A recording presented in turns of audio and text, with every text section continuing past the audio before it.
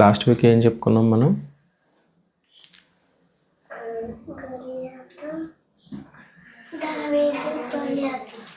కదా చెప్పుకున్నామా?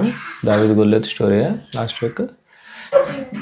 సరే, ఈ వీక్ మనం ఏం చెప్పుకోబోతున్నామంటే దేవుడు నివాసం చేసే స్థలం గురించి. సొలొమోను తెలుసు కదా మీకు, దావీదు కుమారుడైన సొలొమోను గొప్ప జ్ఞానం కలిగిన వాడు, అది కూడా మీకు తెలుసు కదా. సొలొమోను ఒకసారి దేవుని సన్నిధికి వెళ్ళి అక్కడ నాకు జ్ఞానం కావాలని దేవుణ్ణి అడిగిన విషయం తెలుసా మీకు? సొలొమోను రాజు అవ్వక ముందు ఒకసారి దేవుని సన్నిధికి వెళ్ళి అక్కడ ప్రార్థన చేస్తాడు. అప్పుడు సొలొమోను చిన్నవాడు, రాజు అవుతాడు. అయితే సొలొమోను ప్రార్థన చేసి, దేవా నాకు జ్ఞానం కావాలి, నేను చిన్నవాడిని కదా, ఈ ప్రజలను పరిపాలించడానికి నాకున్న జ్ఞానం సరిపోదు, నీవు నాకు జ్ఞానము దయచేయి ఈ ప్రజలను పరిపాలించడానికి అని సొలొమోను ప్రార్థన చేస్తాడు. ప్రార్థన చేసినప్పుడు దేవుడు సొలొమోనుకి గొప్ప జ్ఞానాన్ని ఇస్తాడు. అలా జ్ఞానం ఇచ్చినప్పుడే సొలొమోను ఒకసారి ఇద్దరు తల్లులు ఒక బిడ్డని తీసుకుని సొలొమోను దగ్గరకు వచ్చి ఈ బిడ్డ నాదే అన్నప్పుడు సొలొమోను ఏమని చెప్పాడు? కట్ చేసి ఇమ్మన్నాడు కదా. అప్పుడు ఏమైంది? ఆ బిడ్డ కలిగిన తల్లి ఎవరైతే ఉందో ఆ ముక్కలు చేయొద్దు, ఆ బిడ్డను ఆమెకే ఇచ్చేయండి అని చెప్పింది కదా. ఇది తెలుసు కదా మీకు. సొలొమోను జ్ఞానం గురించి, సొలొమోను గొప్ప జ్ఞాని, అలా తీర్పులు చెప్పేవాడు. అయితే సొలొమోను యొక్క తండ్రి పేరేంటి? దావీదు. సొలొమోను తండ్రి పేరేంటి? సొలొమోను తండ్రి పేరేంటి? దావీదు కుమారుడెవరు? సొలొమోను. దావీదు కుమారుడెవరు? సొలొమోను తండ్రి ఎవరు? దావీదు కుమారుడెవరు? సొలొమోను. దావీదు చనిపోకముందు సొలొమోనుకి ఒక పని అప్పగిస్తాడు. ఆ పని ఏంటంటే దేవుని కొరకు మందిరము కట్టాలి. దావీదు సొలొమోనుకు అప్పగించిన పని ఏంటి? దేవుని నామ ఘనత కొరకు ఒక మందిరము కట్టాలి అని సొలొమోనుకి దావీదు పని అప్పగించి చనిపోతాడు. సొలొమోను రాజు అయిన తర్వాత దేవుని మందిరంను కట్టించడం ప్రారంభించి ఒక మంచి మందిరం కట్టిస్తాడు. చూడండి, మందిరం ఉందా? మందిరం కనబడుతుందా? సొలొమోను కట్టిన గొప్ప మందిరం అది. చాలా పెద్ద మందిరము, చాలా ఘనమైన మందిరము. అది బంగారముతో, వెండితో, ఇత్తడితో, ఇనుముతో, ప్రశస్తమైన రాళ్లతో కట్టబడింది. గొప్ప మందిరం అది, సొలొమోను కట్టించిన మందిరం. అయితే మందిరం కట్టిన తర్వాత ఓపెనింగ్ చేయాలి కదా. మందిరం ఓపెన్ చేయాలి కదా, హౌస్ ఓపెనింగ్. ఇప్పుడు చూడ, ఒక ఇల్లు కట్టిన తర్వాత హౌస్ ఓపెన్ చేస్తారు, అలా చర్చ్ ఓపెనింగ్ చేయాలి. అయితే ఆ ఓపెనింగ్ చేయడానికి సొలొమోను ఏం చేశాడంటే ఆ మందిరం ముందు మోకరించి ప్రార్థన చేస్తున్నాడు. ఏమని ప్రార్థన చేస్తున్నాడు తెలుసా? దేవా, నేను ఒక మందిరం కట్టాను నీ కోసం, అయితే నీవు వచ్చి ఆ మందిరంలో, నేను కట్టిన ఈ మందిరంలో నీవు నివాసం చేయాలి. ఏమని అడిగాడు సొలొమోను దేవుణ్ణి? నేను నీ కోసం కట్టించిన ఈ మందిరంలో నీవు నివాసము చేయాలి, అంటే నీవు ఈ మందిరంలో ఉండాలి ఎప్పుడు అని అడిగాడు. ఏమని అడిగాడు చెప్పండి? ఎవరు కట్టిన మందిరంలో? అప్పుడు దేవుడు అన్నాడు, సొలొమోను, ఆకాశము నా సింహాసనము. దేవుని సింహాసనం ఎక్కడుంది? ఆకాశమే దేవుని. మనం నైట్ టైము బయటికి వెళ్ళి అలా ఆకాశం వైపు చూస్తే నక్షత్రాలు కనబడతాయి కదా, చంద్రుడు కనబడతాడు కదా, అదంతా ఆకాశం కనబడుతుంది కదా. మార్నింగ్ టైమ్స్ అయినా మనం బయటకు వెళ్ళి పైకి చూస్తే పైన ఏముంటుంది? ఆకాశము, స్కై ఉంటుంది. అవునా? ఎంత పెద్దగా ఉంటుంది? చాలా పెద్దగా ఉంటుంది. అవునా? ఆకాశం చాలా పెద్దగా ఉంటుంది కదా.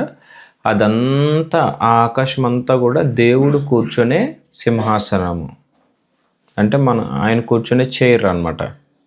ఆకాశంలో దేవుడు కూర్చుంటాడు. సొలొమోనుతో దేవుడు అంటున్నాడు, ఆకాశము నా సింహాసనము, భూమి నా పాద పీఠము, అంటే స్టూల్. మీకు ఇప్పుడు మన ఇంట్లో స్టూల్ ఉందా? స్టూల్ మీద నా కాళ్ళు పెడితే స్టూల్ ఫిల్ అయిపోతుంది కదా. స్టూల్ ఎంత ఉంటుంది? నా కాళ్ళు పెడితే ఇంకా దాంట్లో ప్లేస్ ఉంటుందా? ఏమైనా పెట్టడం ప్లేస్ ఉండదు కదా. అలా దేవుడు అన్నాడు, ఆకాశం నా సింహాసనము, భూమి నా పాదపీఠము, అంటే నా కాళ్ళు పెట్టుకునే స్టూలు. మరి నేను ఇంత పెద్దగా ఉంటాను, మరి భూమి మీద నీవు కట్టించిన చిన్న మందిరంలో నేను పట్టను, నేను అందులో పట్టను అని చెప్పాడు దేవుడు. దేవుడు మందిరంలో పడతాడా? ఆయన ఎంత ఉంటాడు? చాలా పెద్ద దేవుడు. మన దేవుడు ఎవరు? మన దేవుడు ఎవరు? చాలా పెద్ద దేవుడు. మన దేవుడు ఎవరు? ఆయన ఇప్పుడు ఈ చర్చిలో ఉండగలడా? ఉండలేడు. అవునా? పెద్ద చర్చి కడితే అందులో ఉంటాడా? ఉండలేడు. ఈ భూమి ఎంత ఉందో అంత చర్చి కడితే ఆయన ఉండగలడా? ఆయన ఉండలేడు. ఎందుకంటే భూమి మీద ఆయన కాళ్ళు పెట్టుకున్నారు. యేసయ్య భూమి మీద ఏం పెట్టుకున్నారు? ఫర్ ఎగ్జాంపుల్ ఇది భూమి అనుకో, ఇది భూమి అనుకో, ఆయన 2 కాళ్ళు ఇలా పెట్టుకున్నారు భూమి మీద. ఇంకా భూమి మీద ప్లేస్ ఉంటుందా? ఈ భూమి ఆయన కాళ్ళు పెట్టుకునే ప్లేసు. ఆయన కాళ్ళు మాత్రమే భూమి మీద పడతాయి, ఆయన పట్టరు. అర్థమవుతుందా? అంత పెద్ద దేవుడు. మరి అప్పుడు సొలొమోను బాధపడుతున్నాడు, ప్రభువా మరి నేను కట్టిన మందిరంలో నీవు లేకపోతే ఎలాగా అని అంటే, అప్పుడు దేవుడు అన్నాడు, నేను పట్టను కానీ నా సన్నిధి ఉంచుతాను. ఏమని చెప్పారు ప్రభు? సన్నిధి. అంటే ఇప్పుడు సూర్యుడు ఎక్కడున్నాడు? ఆకాశంలో ఉన్నాడు కదా. కానీ సూర్యుని వెలుగు ఎక్కడుంది? ఇప్పుడు మార్నింగ్ వెలుగు వస్తుంది కదా, ఆ వెలుగు ఎక్కడి నుంచి వస్తుంది?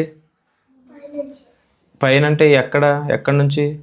సన్లో నుంచి వస్తుంది వెలుగు. అవునా? సన్ మన దగ్గర ఉన్నాడా? లేడు. ఆకాశంలో ఉన్న వెలుగు మనకి ఇస్తున్నాడు. అవునా?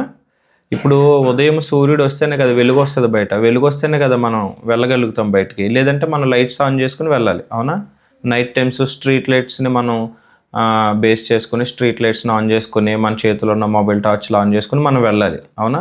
ఇప్పుడు కొన్నిసార్లు కరెంట్ పోయినప్పుడు లైట్స్ ఆఫ్ అయిపోతే మనం ఏం చేస్తాం? ఇగో ఈ లైట్స్ వాడుకుంటాం కదా, మొబైల్ లైట్స్ కానీ టార్చ్ లైట్స్ కానీ వాడుకుంటాం కదా. అదే ఇప్పుడు మార్నింగ్ అనుకో లైట్స్ అవసరం లేదు. ఎందుకు? సూర్యుని వెలుగు వస్తుంది మనకి. సూర్యుడు ఎక్కడుంటాడు? ఆకాశంలో ఉంటాడు. కానీ వెలుగు భూమి మీదకి వస్తుంది. అంటే సూర్యుడు దూరంగా ఉన్నా తన వెలుగునిచ్చి మనకు ఉపయోగపడతాడు కదా. అలాగే దేవుడు కూడా ఆకాశంలో ఉండి ఆయన సన్నిధి అంటే హిస్ ప్రజెన్స్, గాడ్స్ ప్రజెన్స్. చెప్పండి, గాడ్స్ ప్రజెన్స్ అంటే దేవుని సన్నిధి మందిరము మీద ఉంచుతాడు. అంటే ఎవరైనా మందిరంకి వచ్చి ప్రార్థన చేశారనుకో, దేవుడు వాళ్ళ ప్రార్థన వింటాడు. ఎందుకంటే మందిరంలో ఎవరి ప్రజెన్స్ ఉంటుంది? గాడ్స్ ప్రజెన్స్ ఉంటుంది. చర్చిలో ఎవరి ప్రజెన్స్ ఉంటుంది? అవునా? గాడ్ ఉంటాడా? గాడ్స్ ప్రజెన్స్ ఉంటుందా? దేవుడు ఉంటాడా? దేవుని సన్నిధి ఉంటుందా? అయితే మీకు ఒక విషయం చెప్పనా, దేవుడు మందిరంలో ఉండడు కానీ మన బాడీలో ఉంటాడంట. ఎక్కడుంటాడు?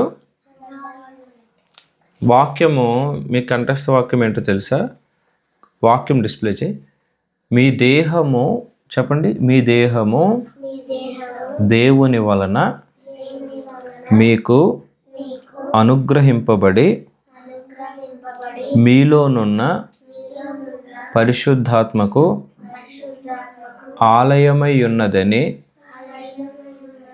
మీరెరుగరా? ఇప్పుడు దేవుడు మందిరంలో పట్టని దేవుడు మనలో ఎలా ఉంటాడు అంటే ఆత్మగా ఉంటాడు. ఎలా ఉంటాడు? దేవుడు చర్చిలోనేమో గాడ్స్ ప్రజెన్స్ ఉంటుంది, కానీ మన బాడీలోనేమో దేవుడే ఉంటాడు. ఎలా ఉంటాడంటే స్పిరిట్గా ఉంటాడు. ఎలా ఉంటాడు? అందుకనే మన బాడీ కూడా ఒక దేవాలయము. మన బాడీ టెంపుల్ ఆఫ్ గాడ్. మన బాడీ ఏంటి? దేవాలయము. మన దేహము ఏంటి? దేవుని ఆలయము. మన దేహము ఇగో ఈ బాడీ, మీ బాడీ దేవుని ఆలయము. నా బాడీ దేవుని ఆలయము. ఎందుకు? మన బాడీలో దేవుని ఆత్మ ఉంది. ఏ ఆత్మ ఉంది? దేవుని ఆత్మ అనగా దేవుడే ఆత్మ. ఆత్మయే దేవుడు. ఓకేనా? ఇప్పుడు దేవుడు మనలో ఉన్నప్పుడు మన బాడీ ఎలా ఉండాలి? పరిశుద్ధంగా ఉండాలి. ఎలా ఉండాలి? దేవుని మందిరం అన్నప్పుడు పరిశుద్ధంగా ఉండాలి కదా. అవునా? మీ బాడీ వింటలేదు. మీ బాడీ ఎప్పుడు పరిశుద్ధంగా ఉంటుంది చెప్పండి. మీరు ఆలోచించి. మీ దేహము పరిశుద్ధంగా ఉండాలంటే ఏం చేయాలి? మీరు వాక్య ప్రకారము నడుచుకోవాలి. దేని ప్రకారం నడుచుకోవాలి? అవునా? ఇప్పుడు మీరు సండే స్కూల్ స్టార్ట్ అయిన దగ్గర నుంచి చాలా వాక్యాలు వింటున్నారా? ఫస్ట్ సండే స్కూల్లో ఏ వాక్యం నేర్చుకున్నారు మీరు? ఫస్ట్ సండే స్కూల్లో మీరు నేర్చుకున్న వాక్యం, పూర్తి వాక్యం అది ఫస్ట్ వాక్యం కదా. దేవుని దయందును మనుషుల దయందును ఎదిగి వర్ధిల్లుచుండెను అనేది కదా. ఇంగ్లీష్లో నేర్చుకున్నారు మీరు, తెలుగులో నేర్చుకోలేదా? తెలుగులో ఉంటుంది, సమూయేలు అంతటి సమూయేలు జ్ఞానమందును వయసు అందును దేవుని దయందును మనుషుల దయందును ఇది వర్ధిల్చుండెను అని ఉంటుంది. ఇప్పుడు దేవుని దయలో ఎదగాలంటే దేవుని మాటలు వినాలి, అవునా? దేవుని మాటలు మీరు వింటున్నారు కదా. ఇప్పుడు తల్లిదండ్రులు చెప్పిన మాట వినాలి అని వింటున్నారు, కానీ వింటున్నారా? వినట్లేదు. అల్లరి చేయొద్దంటే అల్లరి చేస్తున్నారు, అవునా? నటించడం నేర్చుకున్నారు. నటించడం అంటే పేరెంట్స్ ఉన్నప్పుడు ఒకలాగా, ఫాదర్ ఉన్నప్పుడు ఒకలాగా, లేనప్పుడు ఒకలాగా, అవునా? అప్పుడు మీరు ఏం చేస్తున్నారు తెలుసా? మీ బాడీ దేవుని ఆలయం అని చెప్పాను కదా, దీన్ని అపవిత్రపరుస్తున్నారు. ఏం చేస్తున్నారు? ఇప్పుడు నా వైపు చూడండి. ఇంకా స్క్రీన్ ఆపేనాను, స్క్రీన్ ఆఫ్ చేసి ఇలాంటే చూస్తున్నారు. స్క్రీన్ ఆపే నా వైపు చూడండి. ఇప్పుడు మన బాడీలో దేవుడు ఉన్నాడు. ఇప్పుడు మన బాడీలో దేవుడు ఉన్నప్పుడు ఇది పరిశుద్ధంగా ఉండాలంటే మనం దేవుని మాట వినాలి. ఎవరి మాట వినాలి? మీరు వింటున్నారు, సండే స్కూల్లో వాక్యం వింటున్నారు, తల్లిదండ్రులు చెప్పిన మాట వినాలని వింటున్నారు, కానీ వింటున్నారా? వినట్లేదు. చెప్పిన మాట అల్లరి చేయొద్దంటే అల్లరి చేస్తున్నారు, మాట వినమంటే మాట వినట్లేదు, డిసిప్లిన్గా ఉండమంటే డిసిప్లిన్గా ఉండట్లేదు. అప్పుడు కాబట్టి మీరు దేవుని మాటలు ఇప్పుడు సండే స్కూల్లో నేర్చుకుంటున్న వాక్యాలు మీరు వినలేదనుకో, దాని ప్రకారం నడవలేదనుకో, అప్పుడు ఈ దేవాలయమును మీరు అపవిత్రపరిచిన వాళ్ళు అవుతారు. ఏమవుతారు? ఇప్పుడు మీ బాడీస్ ఏంటి? God's temples. మీ దేహములు దేవుని ఆలయములు. మీ దేహములు ఏంటి? దేవుడు ఎక్కడుంటాడు? మనలో ఉంటాడు. ఎక్కడుంటాడు? మన బాడీలో ఆయన ఉంటాడు. దేవుడు ఎక్కడుంటాడు? దేవుడు ఉన్నప్పుడు ఈ బాడీని ఎలా ఉంచాలి? మనం పరిశుద్ధంగా ఉంచాలి. ఎలా ఉంచాలి? పరిశుద్ధంగా ఎలా ఉంచాలి? ఆయన మాటలు వినడం ద్వారా, అవునా? ముందు మీరు వింటున్నారు, వాక్యం వింటున్నారు, కానీ దాని ప్రకారం నడుచుకోవట్లేదు. నడుచుకుంటున్నారా? అవునా? ఇప్పుడు తల్లిదండ్రులు నీ దేవుడైన యెహోవా నీకు అనుగ్రహించే దేశంలో వాక్యం నేర్చుకున్నారు మీరు. నీవు దీర్ఘాయుష్మంతుడు అగినట్లు నీ తల్లిని తండ్రిని సన్మానించము. ఈ వాక్యం చెప్పామా సుభాష్? చెప్పలేదా?